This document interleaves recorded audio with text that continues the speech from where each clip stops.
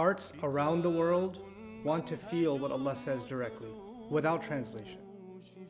Hearts around the world want to heal through Allah's counsel. Hearts around the world want to pick themselves back up. They want to get a second chance. They want to find courage and guidance. And hearts around the world want to conquer the loneliness they feel deep inside. And they know the best first step to do that is to befriend Allah using His own words.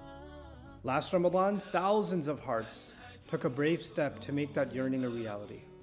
And while I and my team opened our doors and welcomed them whether they could afford to or not, you're the one who helped me sponsor them. This year, those thousands continue their quest, and incredibly, thousands more have joined them. If Allah has blessed you with the ability to give, sponsor one of them, sponsor 10 of them, sponsor 1,000 of them. Invest into them because they are your investment into the afterlife. But most important of all, it's time to nourish your own heart. Begin your journey with the Quran. It's time that you invest effort, time and energy to put into this book. It's time you took a leap towards Allah's words. Let me help. Join me and the Bayyinah family of Quran seekers. Allah says, أَلَمْ يَأْنِ لِلَّذِينَ آمَنُوا أَن تَخْشَعَ قُلُوبُهُمْ لِذِكْرِ اللَّهِ وَمَا نَزَلَ مِنَ الْحَقِّ.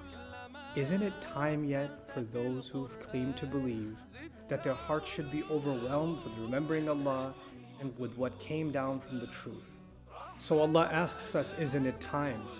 And it's time we answered, yes, it is time, and that time is now.